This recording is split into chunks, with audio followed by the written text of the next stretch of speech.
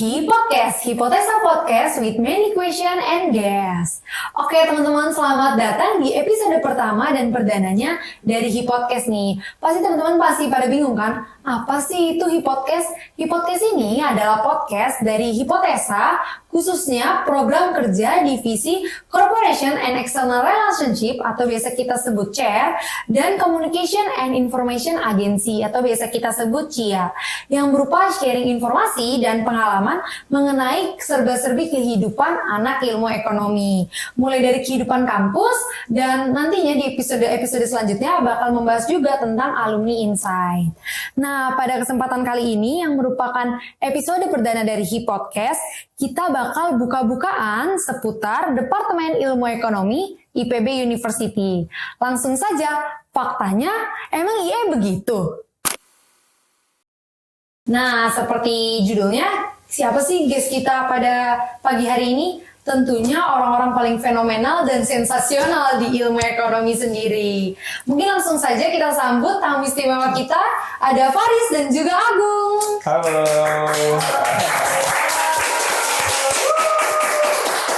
Faris dan juga Agung di sini akan sebagai representasi dari anak-anak IE. Mungkin boleh deh kita sapa-sapa dulu. Boleh perkenalan dulu juga untuk Faris dan Agung. Boleh kenalin nama, angkatan. Iya. Halo Jessica dan juga teman-teman semuanya. Kenalin nama aku Faris Abdul Makarim. Aku adalah mahasiswa jurusan Ilmu Ekonomi angkatan 59 atau tahun 2022. Oke, salam kenal Faris. Kenal Faris. Oke, boleh. Oke, saya lanjut.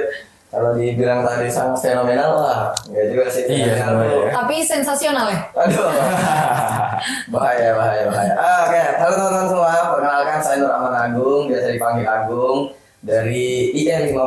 Halo Jessica dan teman-teman. Oke, halo, salam kenal Agung. Salamnya aja. Oke, udah dulu perkenalannya, kita lanjut aja ke faktanya. Emang IE begitu? Gimana? Jadi kita di sini punya beberapa popular question yang sering terdengar tentang anak-anak ilmu ekonomi.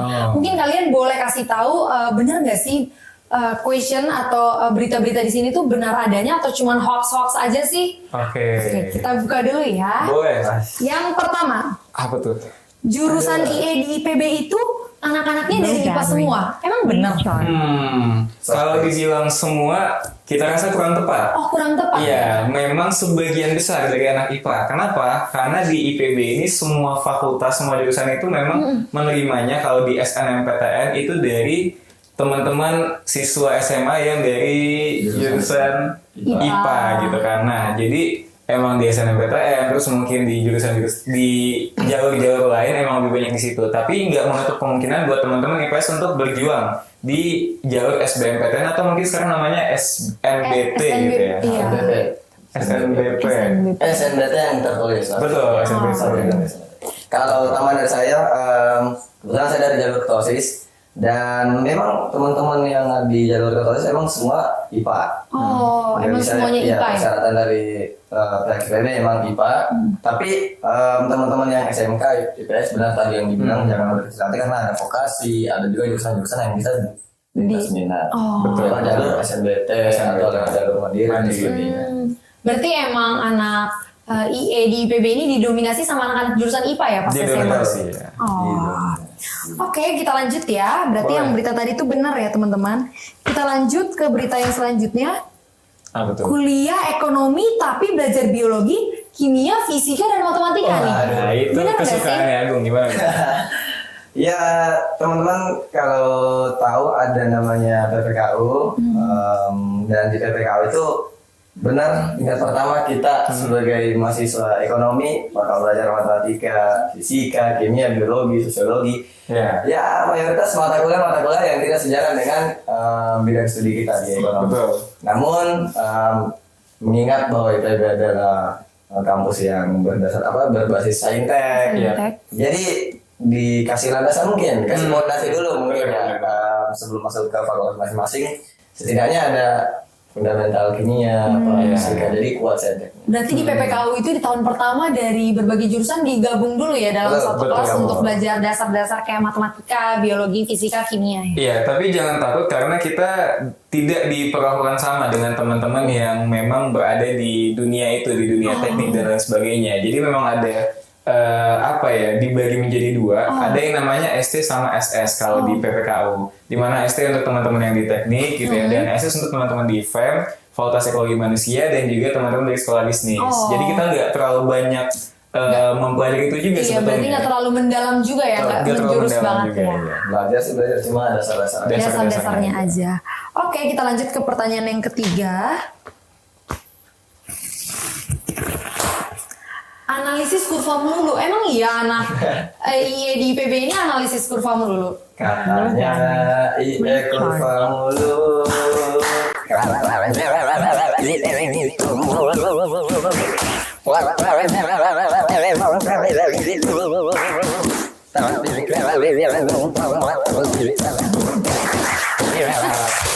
Jadi benar nih menurut Agak kalian? spontan ya Anak Mami. Luar biasa ya. baru dengar loh ada lagu kayak gitu. Iya, benar sih. Iya. Keren. Jadi benar nggak menurut kalian? Iya, tapi seperti yang dilakukan tadi, jadi Iya. emang betul. Kita emang sebagian besar itu bahasnya kurva gitu.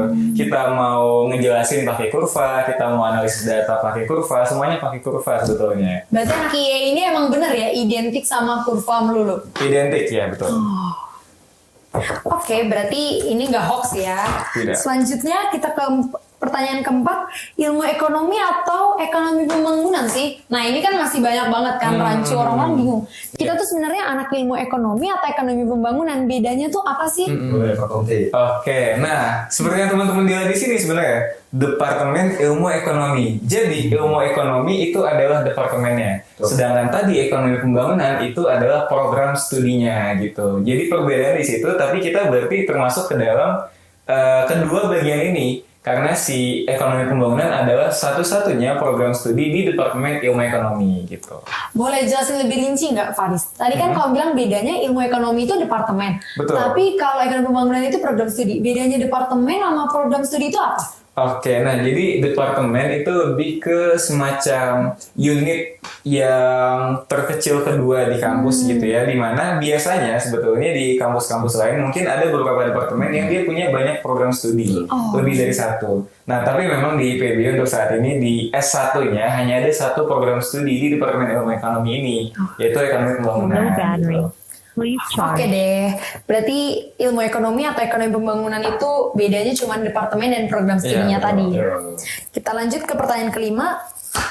Lulusan IE banyak kerja di bank. Nah, menurut kalian berdua gimana nih? Gimana Benar tuh? nggak lulusan IE Institut Perbankan Bogor. banyak kerja di Wah, bank? tapi IPB juga institut fleksibel banget. Oh, berarti nggak cuma di bank nih ya? Gak Betul, cuma di tapi juga sih. memang benar Jess, kebanyakan lulusan dari IPB bahkan di ilmu ekonomi banyak yang kerja di bank, namun tidak menutup kemungkinan banyak juga di luar itu, mungkin bakal dijelasin sama Faris ke apa gitu kerjanya di mana aja. Tapi benar di lulusan IPB memang terkenal dengan track recordnya lulusannya Iya. kerja di bank, bahkan banyak guru-guru ataupun ketua direksi yang lulusan IPB. Iya, karena memang banyak kan ya kita dengar kayak, oh anak IPB, kenapa anak pertanian masuk ke bank? Karena mereka mungkin lupa ada FEM dan ada IE gitu. Betul. Karena memang ya kita dunianya ke sana, kita yang membahas tentang ekonomi segala macam, memang kita dunianya ke bank gitu. Gitu Berarti sih. untuk lulusan IE banyak kerja di bank emang banyak ya, tapi Memang bukan banyak. cuma ini berarti Bukan kan? cuma itu. Oke, kita lanjut ke pertanyaan ke-6. IE itu kepanjangannya introvert ekonomi. Emang benar anak IE itu salah. introvert semua? Anda salah. Sampai bisa dibilang Salah, kayak gini. Salah. Kenapa? Ya, jadi kan di kampus itu banyak banget organisasi atau kegiatan-kegiatan kemahasiswaan dan akademik. Nah, dan setiap ada organisasi itu pasti ada anak IE. Sebagian besar lah. Jadi banyak banget anak IE yang bergabung di banyak tempat-tempat lain di luar sana. Dan kalau dia introvert, mana bisa dia tersebar di banyak hal gitu. Contohnya di BEM. KBM anak IE. Oh, Kahim pasti anak IE. iya pasti. pasti. Kahim, Kabir, di BEM banyak anak IE. Ya, formasi juga banyak yang jadi ketua-ketua. Di DPM banyak yang mimpin. Banyak banget. Di hipotesa apalagi semua anak IE. Wah, Iya. Jadi Bukan benar-benar himpunan IPB sih. aktif. Hampir kalau di angkatan kita mungkin hampir 60% 70% itu masuk Ya, organisasi. lebih dari setengahnya. Berarti rata-rata anak IE itu aktif-aktif dan Aktif, nggak bisa aktif. dibilang introvert ekonomi Nggak dong ya. bisa dibilang. Berarti ini cuma hoax belaka ya. Hoax doang. Extrovert guys. Betul. Oke, mungkin kita udah mulai panas kan karena beberapa popular questionnya di Iya sini. nih. Kita bakal ngobrol-ngobrol santai aja sih Oh, oke. tentang serba-serbi IE yang lebih dalam. Mungkin kalian boleh ceritain dulu deh. Kenapa sih kalian kemarin milih ilmu ekonomi IPB? Waduh. Kenapa milih ilmu ekonomi dan kenapa milih IPB gitu sebagai kampus untuk melanjutkan pendidikan? Iya, agak berat ya. Ya, mungkin aku dulu. Jadi, waktu SMA, aku tuh udah punya cita-cita nih, Jess, untuk menjadi seorang diplomat Oh, dulunya. diploma. Nah, tapi memang waktu itu aku ada di jurusan Saintek atau IPA waktu itu. Nah, pada tahun terakhir aku dikasih kesempatan sama sekolah ternyata bisa untuk mengambil jalur SNMPTN gitu kan. Nah, aku coba cari wah ada nggak ya jurusan IPA di Indonesia itu yang bisa masuk ke diplomat gitu kan. Aku coba cari di diplomat, mereka menerima mahasiswa tuh dari jurusan apa aja. Ternyata ada dari jurusan ekonomi pembangunan gitu. Nah, dan ternyatanya lagi di IPB ada jurusan Departemen Ilmu Ekonomi, program studi ekonomi pembangunan yang menerima anak-anak SMA di jurusan Saintek gitu. Jadi wah ini cocok banget, udah sesuai sama cita-cita, coba aja gitu. Berarti Faris milih IE ini karena emang udah tahu tujuan akhir cita-citanya pengen jadi diplomat ya. Bener banget. Dan kebetulan IE ini menerima anak-anak IPA. Iya. Kalau Agung sendiri kan apa nih alasannya milih ilmu ekonomi dan milih IPB University? Saya gara-gara bapak saya. Cuma kalau kata Pak Vin di keywordnya tuh bapak saya sebenarnya. Jadi bapak saya tuh dosen kanan. Mau ketiga anaknya itu akademisi semua. Dan saya ya udah turut-turutin aja. Apa kata orang tua saya gas aja sih sebenarnya. Kemudian kenapa masuk IPB? Karena ada jalur ketuasisnya pertama. Dan saya kebetulan di SMA ketuasis dan coba-coba jalur itu. Ternyata lolos. Ternyata lolos. Alhamdulillah lolos. Dan prodi juga sebenarnya dipilih nama bapak. Kan tadi saya keywordnya itu bapak saya. Yang kayak gini nih teman-teman, coba-coba tapi malah bisa lolos. Tadinya emang kalau nggak masuk ilmu ekonomi IPB, tadinya kepikiran mau melanjutin kemana? Kepikiran mau kedinasan sih. Mungkin di STMKG. Karena emang suka geografi. Kemarin waktu SMA jadi mau cepat nikah sih sebenarnya. Mau cepat nikah. Jadi kayak kaum yang cepat nikah kan sebenarnya Kedinasan. Iya sih bener sih. Ternyata ya. Tapi udah nemu calon lu? Hah? Udah nemu calon? Calon banyak yang jadi belum. Mungkin aja yang nonton di sini lah calonnya. Bisa jadi. Oke. Kalau boleh tahu kalian berdua itu dapat mata pelajaran ekonomi nggak waktu SMA? Kalau aku sih waktu peminatannya nggak dapat sama sekali. Cuman emang sempat belajar untuk persiapan SBMPTN atau sekarang SNBT ya sebutannya. Gimana pelajarannya? Beda nggak sama pelajaran ekonomi yang sekarang? Kalau Secara garis besar. beda, kalau topiknya bahasannya itu sama, cuman yang beda di kedalamannya. Jadi di sini jauh lebih dalam dan kita belajar fundamentalnya juga. Kalau di sana cuma kayak tipis-tipis aja sih sebenarnya. Masih luar-luarnya aja ya. Iya. Kalau misalnya Agung sendiri dapat nggak mata pelajaran ekonomi? Tidak sama sekali. sama sekali enggak. Saya sangat tidak pernah belajar ekonomi dan tidak tahu apa itu ekonomi. Berarti gimana ini ekonomi. benar-benar baru Benar-benar banget ya? Masuk PPKU dapat ekonomi dasar, wah, agak kaget sih sebenarnya. Wah, iya. Cuma ya bisa diimbangi lah. Di SMA kemarin pas minatnya geografi. Lagi berat. Iya. Oke. Kalau sejauh nih kalian belajar berarti udah 2 semester kan di IE ini. Betul. Lebih banyak ngitung atau teori yang kalian rasain dan kalian lihat?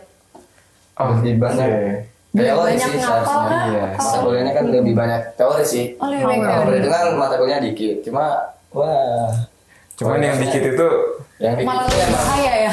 buat iya. kita agak pusing sih sebenarnya. Benar. Ya, tapi nggak terlalu jauh berbeda sebenarnya persentasenya kalau kita ngomongin datanya gitu ya. Jadi banyak yang teori tapi nggak kalah jauh juga sih hitung-hitungannya ini. Balance lah aku rasa. Berarti kayak 50% emang banyak hitungnya tapi 50% juga banyak teorinya ya. Ya, dan ingat kata Pak Vindi, Siapa tuh? kata Pak Kenapa Vindi, tuh?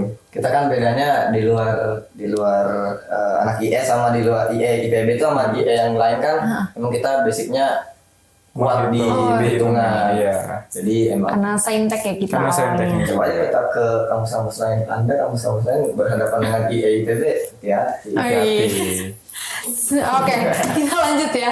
Lanjut. Sejauh ini kalian udah belajar apa aja sih di IE dan udah dapat tugas-tugas yang kayak gimana aja? Udah ada tugas-tugas yang unik kah yang nggak pernah kebayang pas SMA dapat tugas-tugas kayak gini? Atau gimana? Kalau sejauh ini kita sebetulnya udah cukup banyak ya yang kita pelajari. Tapi setidaknya kalau mau kita sederhanakan gitu ya, kita dapat makro sama mikro. Jadi kita bisa paham gimana buat ngelihat fenomena ekonomi itu dari sisi yang paling luas gitu, dari sisi negara di makro gitu kan. Gimana pertumbuhan ekonomi, inflasi dan lain sebagainya. Nah, tapi kita juga belajar nih dari sisi yang paling kecilnya, dari individunya. Gimana seseorang itu akan mengambil tindakan yang paling dirasa menguntungkan dirinya, paling dirasa memberikan kepuasan yang maksimal buat dirinya gitu. Kalau lu gimana? Apalagi sih untuk pelajaran-pelajaran Apalagi, kita? Di luar teori-teori makro mikro mungkin ya nggak jauh sih dari mikro makro, ada perekonomian Indonesia, ada koperasi, terus ada apa lagi bank dan lembaga, ya itu nggak jauh sih sebenarnya. Cuma yang bagusnya dia juga kita belajar tentang sejarah ekonomi. Sejarah ekonomi. Setiap masa dari masa ke masa. Kemudian kenapa bisa naik turun di tahun itu saya sukanya sih kayak gitu sih. Kalau sejauh ini kalian udah ada nggak mata kuliah yang paling favorit dan mata kuliah yang paling bikin struggle untuk dilewatin sejauh ini? Apa tuh kalau boleh tahu? Oke, kalau yang paling favorit ya, kalau aku pribadi ekonometrika. Oh, ekonometrika malah yang pakai komputer gitu ya? Iya, justru karena itu kita belajar gimana cara ngolah data yang baik. Karena selama ini ya sebelum belajar ekonometrika, tiap ngerjain tugas, paper dan lain sebagainya itu ya udah sepemahaman saya aja gitu. Dan itu ternyata belum cukup banget. Ternyata ada metodenya, ternyata ada toolsnya yang bisa dipakai gitu. Dan itu berguna banget buat mahasiswa terutama gitu. Jadi lebih tahu cara-cara cepat untuk ngerjain suatu data gitu ya? Bener banget. Kalau Agung sendiri apa mata kuliah yang paling difavoritin selama kuliah di ilmu ekonomi ini?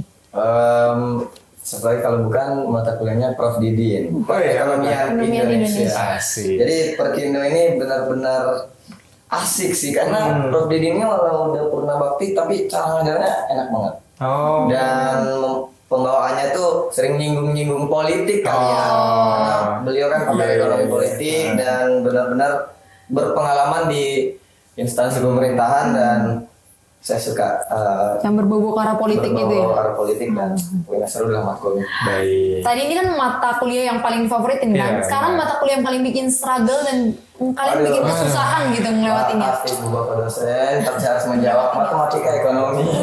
Kenapa itu, Gung? Susah sekali, walaupun buat cheat sheet ya. Betul banget. Susahnya di bagian mananya, Gung? Susahnya waktu ulangan sih, waktu ulangan. Oh itu cheat sheet saya udah kerjaan sampai pagi mungkin ya, tapi Gak ada gunanya? Gak ada gunanya di cheat sheet. Ternyata memang benar-benar harus memahami, jangan mengandalkan cheat sheet. Jadi jangan anggap enteng matkulan. Sepakat. Ya benar. Matematika ekonomi soalnya yang dihitung kadang udah nggak angka lagi ya, Gung. Udah mulai huruf juga Sampai huruf dihitung. dihitung ya. Kalau Fari sendiri apa mata kuliah yang paling bikin struggle? Iya, kalau aku gak jauh berbeda sama matematika ekonomi, jadi ada hitung-hitungannya juga, yaitu mikroekonomi 1 kemarin. Ekonomi. Iya, Namanya sih teori mikroekonomi, cuma lebih banyak hitungnya daripada teorinya. bingung juga sebenarnya. Ya pokoknya itu susah banget lah, apalagi waktu ujiannya juga. Apalagi waktu UTS. UTS itu, wah. Wah, mohon maaf Bapak Ibu. Ya, gitu lah teman-teman. Oke. Kalian, tapi kan sekarang udah di departemen nih kan, Betul. udah nggak di masa PPKU lagi. Iya. Ada nggak hal yang paling berbeda gitu dari departemen sama masa PPKU kemarin? Entah itu mata pelajarannya kan semakin lama kayak semakin berat atau Iya. mungkin pertemanannya juga lebih enak pas di PPKU kah dibanding departemen atau gimana tuh? Ada nggak perbedaan yang Oke. berasa? Mungkin dari sisi pelajarannya tadi ya, kan tadi udah disinggung ya di awal. Kita waktu 1 tahun pertama kita masih belajar banyak hal di luar ekonomi kan. Fisika, kimia, matematika, dan lain sebagainya gitu. Nah, ketika kita masuk ke departemen itu beneran kita udah semuanya kita pelajarin terkait dengan ekonomi. Kita udah nggak bahas lagi tuh hal-hal yang lainnya. Kita udah fokus di sini gitu kan. Dan itu mungkin bagi sebagian teman-teman menjadi hal yang lebih baik karena ya udah memang mereka fokusnya di sana, sukanya di sana, jadi enjoy buat ngejalanin prosesnya gitu. Itu sih kalau dari sisi pelajarannya. Kalau dari Agung sendiri? Kalau dari sisi suka dukanya asik. Asik. Di PPKU tuh masa-masa yang indah. Mas teman-teman baru lintas fakultas. Iya, digabung dari berbagai jurusan. Menurut saya di PPKU masa-masa yang indah, tapi kalau di departemen itu masa-masa yang tidak akan terlupakan. Asik. Nah, 3-4 tahun bakal bareng-bareng terus, sama-sama terus. Oke, mungkin kita tanyain soal prospek kerja dan lulusan ilmu ekonomi ini kemana nih? Kalau tadi kan kita masih bahas tipis-tipis kan, yang pas di Benar. popular question tadi. Coba deh kalian jelasin lebih dalam lagi. Prospek kerjanya anak IA itu kemana sih? Mungkin seperti yang dibilang Faris tadi, bisa ternyata jadi diplomat ya? Betul, bisa. Iya, jadi memang selain ke perbankan ya tadi, kita fleksibel banget untuk bisa ke bidang-bidang lain. Nah, setidaknya kalau alumni kita gitu ya, mereka banyak banget yang masuk ke pemerintahan. Jadi birokrat, benar. Kayak katakanlah Bappenas, Kementerian Keuangan, dan lain sebagainya. Itu banyak banget alumni kita yang ke sana gitu. Nah, terus juga banyak juga, nggak kalah banyak itu yang jadi bisnismen atau wirausaha gitu. Kalau kalian pernah main ke Bogor gitu ya, itu ada satu bisnis namanya Chick and Tea. Oh, tempat makan ayam itu ya? Tempat makan ayam yang murah dan enak itu. Nah, itu di Bogor banyak banget dan CEO-nya itu anak ilmu ekonomi gitu. Wah, bener-bener luas banget ya berarti prospek kerja Luas banget. anak ilmu ekonomi ini.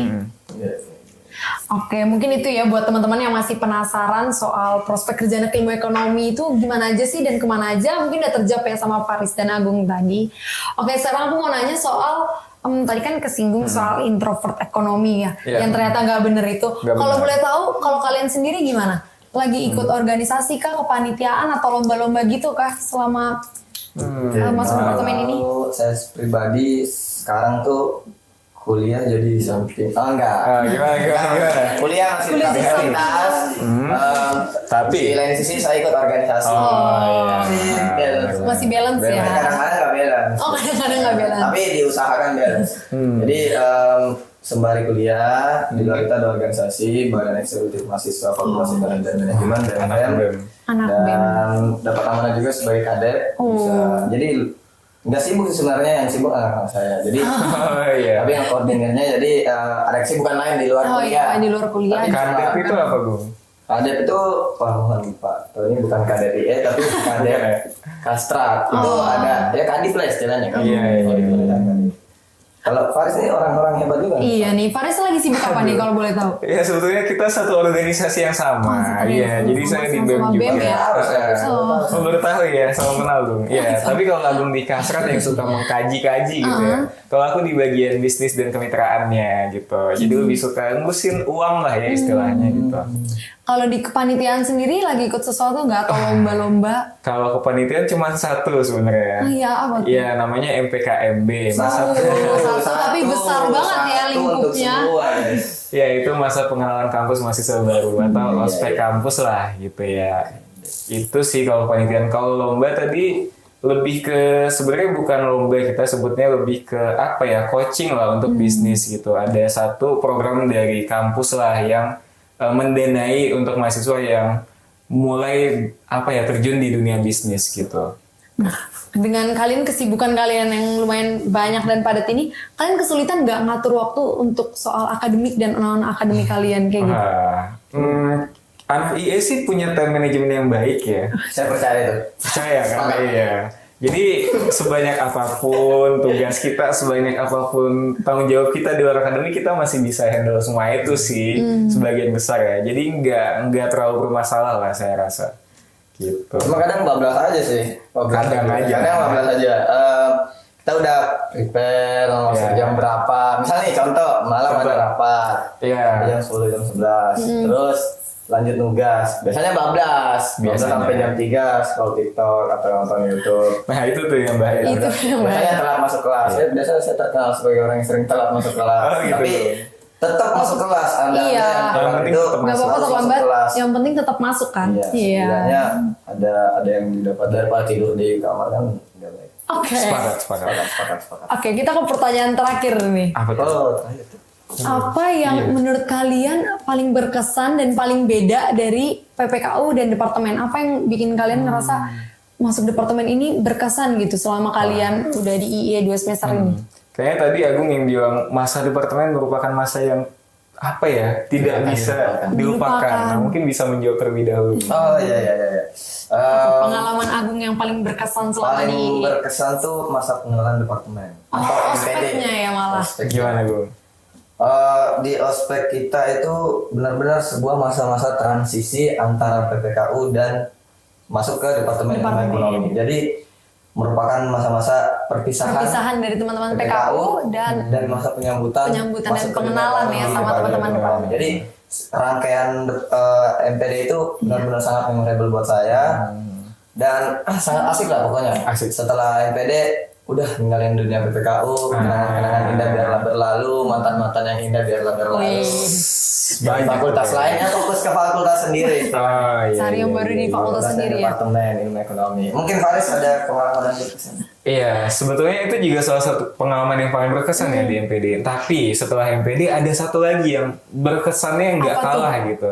Yaitu ada yang namanya sportakuler kalau di FEM. Iya. Sportakuler itu apa? Nah, jadi sportakuler itu adalah lomba olahraga antar departemen di Fakultas Ekonomi dan Manajemen gitu. Dan jangka waktunya 1 bulan kurang lebih. Jadi kita selama 1 bulan itu sering banget kayak datang ke Gimnas, dukung teman kita, terus bikin dekor dan segala macam. Wah, itu seru banget lah pokoknya. Gak bakal bisa dilupain. Bonding. Dan dengan ikut sportakuler itu justru malah yang bikin kita makin deket ya sama teman-teman karena rajin datang supporteran. Iya. Kebanggaan atas departemen tuh, apalagi waktu Bikin pembukaan opening, Wah, closing itu benar-benar opening, kayak closing. saya bangga banget jadi anak Waktu ngedekor juga kan bikin jadi makin Iya. lebih kenal lagi kan sama teman-teman. Oke, kita udah nih bicara-bicara santainya. Sekarang aku mau ngasih beberapa quick question yang harus dijawab dengan quick answer juga ya sama kalian. quick kan. Oh. Udah lewat itu ya kemarin. Oke, ini kalian bener-bener harus jawab dengan cepat dan gak boleh mikir lama-lama ya. Iya. Udah siap? Siap. Oke, yang pertama, mikro atau makro? Makro. Kalkulus atau mateko? Kalkulus. 301 atau 302? 302.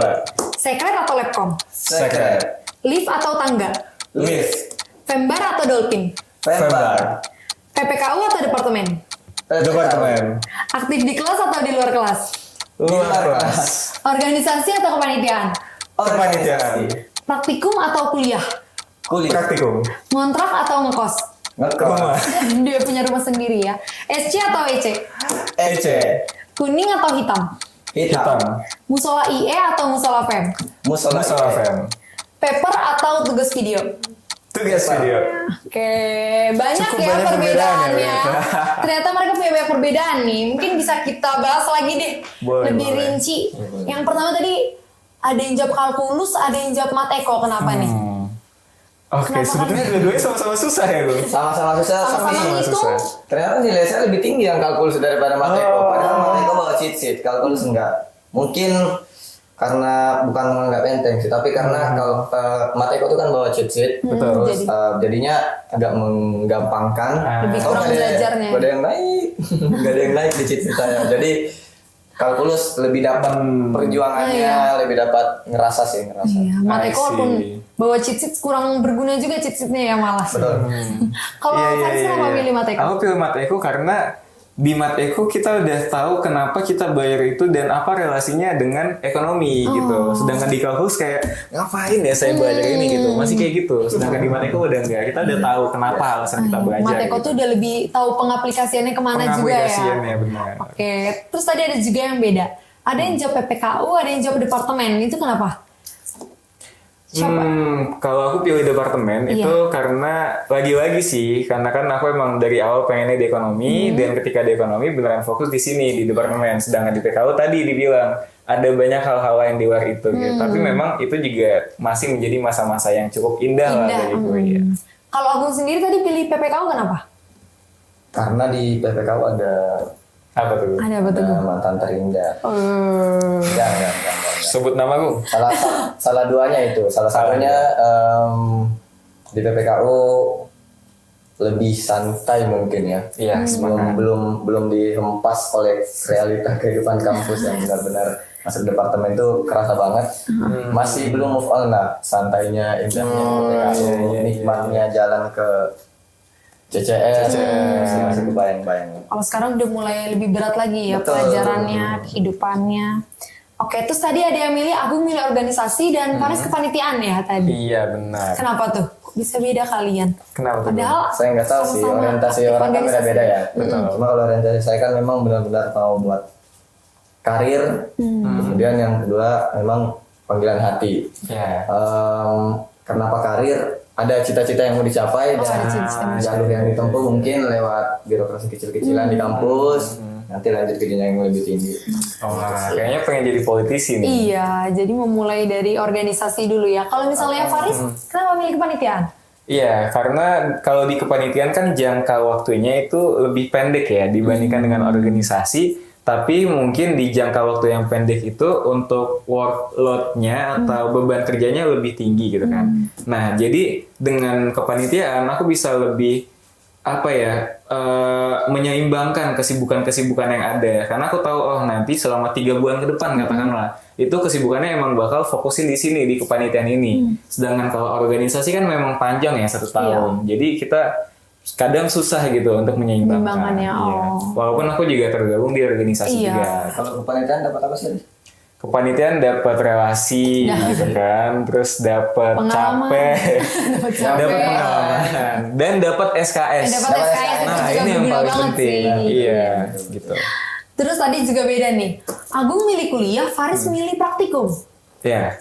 Kenapa? Nah, kalau aku sih pilih praktikum karena di praktikum kita kebanyakan bahas soal kalau di IE gitu kan. Jadi lebih mudah untuk memahami dan mencerna. Sekaligus buat persiapan ujian juga gitu kan. Karena pasti ujian gak jauh beda sama soal-soal Soal praktikum. praktikum. Biasanya kecuali Mateko dan Mikro gitu ya. Nah, jadi lebih suka di praktikum sih. Jadi lebih jelas gitu ya Lebih nangkep jelas soal materinya. materinya. Kalau misalnya Agung milih kuliah tuh, kenapa tuh Gung? Karena perekonomian Indonesia cuma ada kuliah. Oh, lagi-lagi Itu perekonomian itu salah Indonesia. satunya, salah duanya. Duanya.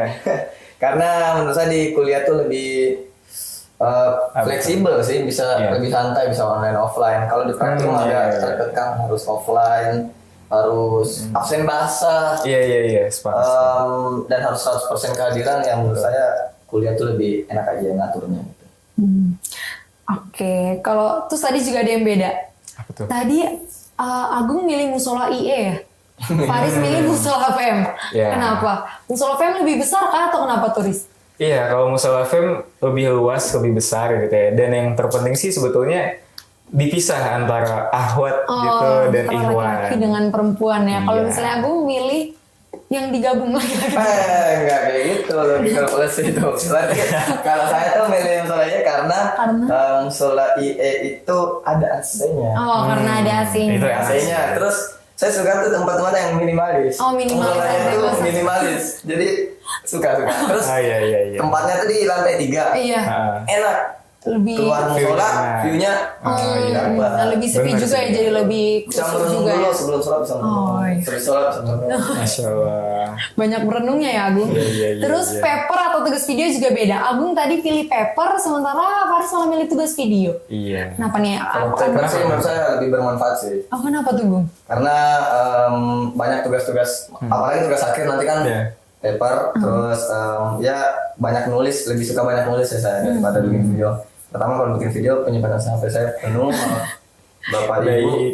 Makanya kemarin kalau bikin video itu minjam HP teman, makanya lebih kurang suka lah kalau Iya, bikin lebih video. senang paper ya yang lebih Iya, nulis. iya, Soalnya iya. Agung ini kayak anaknya nulis banget ya, Iya kan apalagi dia anak kajian sastra. gitu. Wah. Tunggu Iya. buku saya ya. Iya. Insya Allah. Insya Allah. Amin, pelan-pelan. amin. Amin. Kalau Faris sendiri? Iya, jadi saya Tugas sepakat video. kalau paper itu sangat jauh lebih bermanfaat gitu ya, khususnya untuk tugas-tugas akhir kita nanti skripsi dan lain sebagainya.